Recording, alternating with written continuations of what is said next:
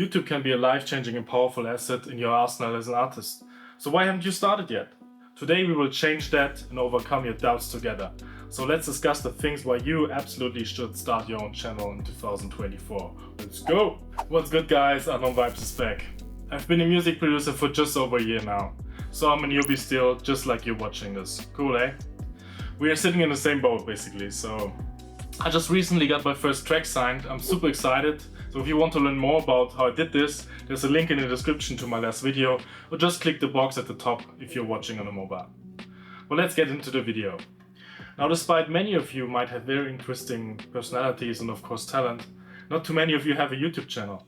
I'm always asking myself why just few artists have their own channel and benefit from the opportunities the platform offers. But why YouTube anyway, you might ask?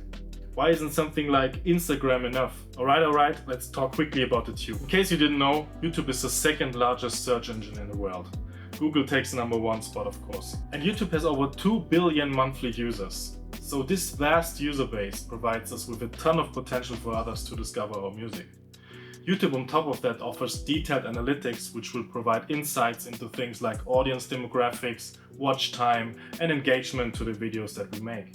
Now, talking about all these positives, there's also a quite ugly other side of the medal. By researching this video, I found that about 96% of YouTube channels have less than 10,000 subscribers, and an overwhelmingly 84% have less than 1,000 subscribers. This is according to a recent study. That's actually a quite tough pill to swallow, so hence we need to understand the tools, use them right to grow on this platform. We will discuss all these things on this channel in the next week, so stay tuned. In addition to that, I'm not saying that you cannot grow using only something like Instagram or TikTok, obviously. These are both great and important platforms for artists to connect with others, but hear me out and I will tell you why YouTube may be the best option for you. And I have a bonus tip for you, so keep watching till the end.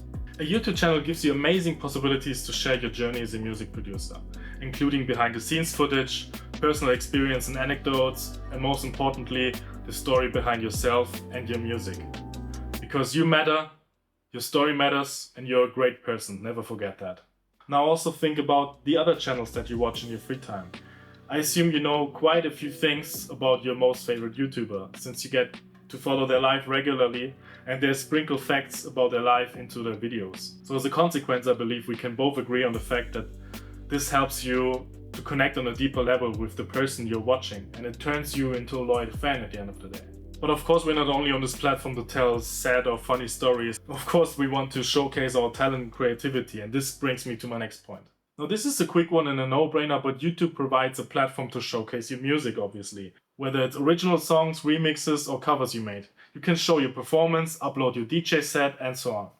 By creating more and more high-quality videos that highlight your skills, you might be able to attract potential collaborators, industry professionals, and of course, new fans. But to actually increase your reach, you need to understand that every aspect is interconnected about your persona on YouTube. And this means one crucial part of this is you need to build your brand. Having a YouTube channel allows you to establish a brand that is tailored to you and that is unique. You should be able to create a consistent visual identity like logos and channel art and all that stuff, and those will reflect your style and the music you put out. Now, speaking of that, one interesting thing that I heard once considering branding on YouTube is that YouTube features one of the highest, if not the highest, brand value out of all platforms, what means that basically a fan on YouTube is much more related to you and your brand if they watch your content compared to other short form content platforms like Instagram, for example. I will add the source where I got this info from somewhere here, I think Matti Hapoya or whatever his name is, so don't worry. Anyway, moving on. YouTube serves as yet another channel for reaching your audience. For example, if we look at short form content, let's say I created the short for YouTube, what I could do now is I could also simply post that as a reel on Instagram and TikTok too. It sounds marginal and dumb, but still many of you are not doing it. I don't know what reels are called on TikTok, by the way. But anyway, I digress. I'm killing 3 birds with one stone here by doing what I just mentioned, posting one video to multiple platforms. And while that may not be the best strategy for each individual platform by itself, it's still good enough to work on all of them, at least in my book. But why all of this effort, you might ask? YouTube is a lot of work as it seems, and this is definitely true. I mean, it's not easy to handle the grind of getting better at making music, posting on Instagram, and on top of that, post videos on yet another platform which requires time and effort. And although that's true and all that, there's one thing you may have forgotten or you're already thinking about it the whole time and ask yourself, when's the dude gonna talk about it? So let's talk about, of course, the money. Most of you know about the notorious 1000 subscriber mark which you need to reach in order to be able to apply to the YouTube partner program, i.e. becoming eligible to monetize your content. But many of you may not know that you on top of that need to get 400 watch time hours on your videos within the course of 1 year.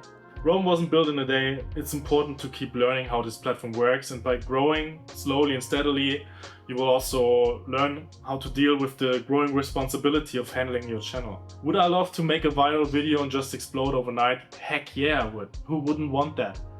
But you need to work with what you have and appreciate every single one watching your videos and subscribing to your channel. So everyone who's been watching until now, I appreciate you. Anyway, coming back. Of course, eventually as your YouTube channel grows in popularity, you're not only limited to the ad revenue, but you could land sponsorships or merchandise deals, you name it. This provides an additional income stream for you as an artist, and we all know money is fucking tight for us. So a monetized channel will allow us to invest more time in our music career and to hopefully pursue our passion full time at some point. And guys, please don't quit your job because you're making $100 a month on YouTube. Remember, a G moves in silence. And bonus tip number 5, it is fun. Making videos serves as yet another skill in your arsenal, which not many other artists have. So you will stand out from the crowd. And as weird as it may sound, it's sometimes just great to step away from the music for a little while. Going to the gym, reading, creating videos, or whatever the heck you like to do, the point I'm trying to make is each time I wasn't forcing myself to make another track right after I just finished the last one and the one before and so on and so forth, it made me less fatigued. I felt much more creative afterwards, the ideas came together quicker, and I didn't feel like I'm just making something average to simply get something out.